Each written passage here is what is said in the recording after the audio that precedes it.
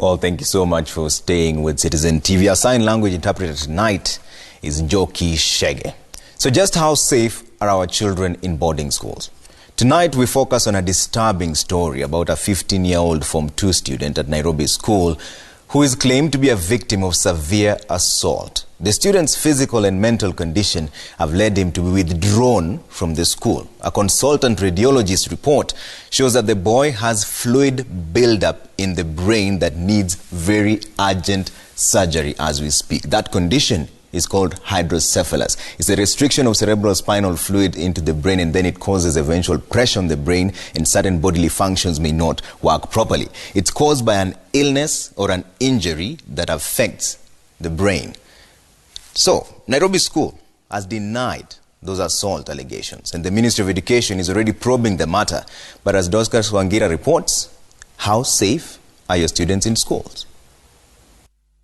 The lid was lifted by a conversation began by Ndungu Nyoro on Facebook today morning Monday, and I quote, "Last week, a parent of a Form 2 student at Nairobi school was asked to go to school. Her son was unwell and required medical intervention. Unknown to her, it was sickness occasioned by school prefects over time who seemingly are untouchables.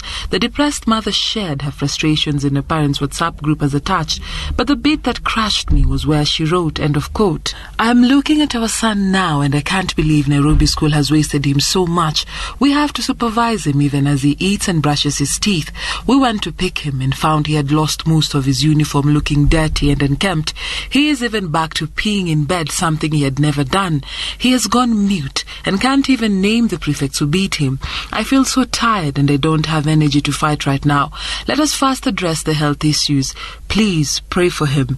End of quote. The responses were overwhelming. One asking the parents to kindly encourage the boys to open up, saying they hide so much and are traumatized. The parents saying they intend to take action after a thorough medical examination on Monday, adding that the medical officer mentioned that the boy must have been assaulted severely. To peel back the layers behind this story, we visited Nairobi school to understand what happened and to get their side of the story. The principal could not give us an interview on camera, but mentioned to us that the student had been attended to at the school's health facility. He had shown signs of weakness and was withdrawn. When he did not respond to the antibiotic treatment, his parents were called in to take him from school and allow for better treatment. To the best of the school's administration's knowledge and admission, there was no report of assault, and the school says it has learnt about it on social media. When we spoke to the student's mother, she narrated to us the boy's condition on request of anonymity. The boy, she says, is dazed, has to wear diapers. He cannot recall even his siblings. He's taking too long to respond to his name. When he was picked from school on Sunday, his condition had not deteriorated to what it is now, but his classmates say that his behavior had changed for 1.5 weeks. He was disoriented. He would go to the wrong class and not be in full uniform.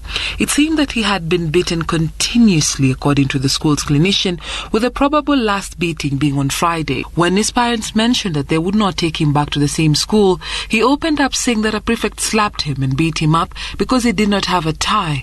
In addition, he said he has been beaten since he was in Form 1, and a classmate of his also had had his arm fractured by prefects in the school. The school's administration has refuted this, adding that prefects are elected by students. A consultant radiologist report after a CT head scan on Monday, 8th July, concludes that he has obstructive hydrocephalus, an accumulation of cerebrospinal fluid in the brain.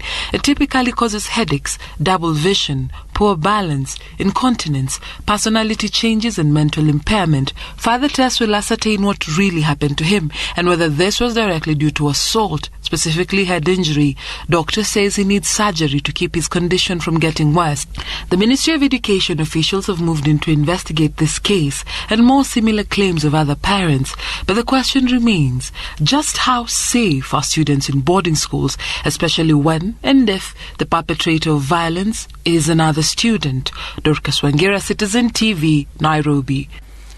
So in as much as Nairobi school has denied those allegations, there's been a lot of angry reactions on social media following this story that we just covered, and we're keeping an eye on it. I want to sample a few of them for you and read through some of them that are palatable for broadcast. Ndungu Nyoro says, a friend has just called me after reading today's post, and is when she has tried to reconnect with that, what has been troubling her family. So last week, her cousin was admitted at Mathare Mental Hospital. He had severe psychiatric issues. He's a university student, but also a patient, an alumni of Nairobi school. So my friend tells me her cousin was the best pupil in KCP in his home district at his time. He was sponsored by Wings to Fly program under the Equity Bank. Towards the last years of high school, he started writing letters to himself saying he was ugly and he needed to end his life. With counseling here and there, he cleared secondary school and even qualified for university education. So it turns out it's not the only case, and there are other cases in several places that are still on the same issue. So Freda Kioko says, my nephew was at Nairobi school some years back, but openings, the boy would just refuse to go back to school.